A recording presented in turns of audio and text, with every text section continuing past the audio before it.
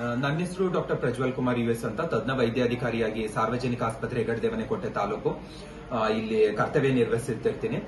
ನಮ್ಮಲ್ಲಿ ಕರ್ನಾಟಕ ಸರ್ಕಾರದಿಂದ ಹೊಸದಾಗಿ ಡಾಕ್ಟರ್ ಪುನೀತ್ ರಾಜ್ಕುಮಾರ್ ಹೃದಯ ಜ್ಯೋತಿ ಯೋಜನೆ ಅನ್ನೋ ಒಂದು ಪ್ರೋಗ್ರಾಮ್ ಅನ್ನ ಸ್ಟಾರ್ಟ್ ಮಾಡಿದ್ದಾರೆ.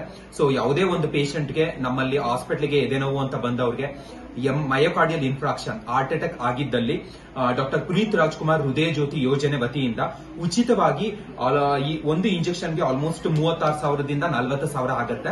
ಅದನ್ನ ಕರ್ನಾಟಕ ಸರ್ಕಾರದಿಂದ ಫ್ರೀಯಾಗಿ ಕೊಟ್ಟಿದ್ದಾರೆ.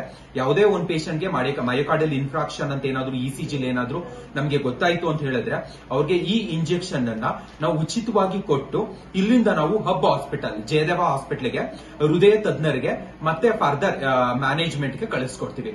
ಸೊ ಎಲ್ಲ ಯಾರ ಹತ್ರನೂ ಇದ್ರಲ್ಲಿ ₹1 ಆಗ್ಲಿ 1 ಪೈಸನು ಇದನ್ನ ಈಸ್ಕೊಳ್ಳಲ್ಲ.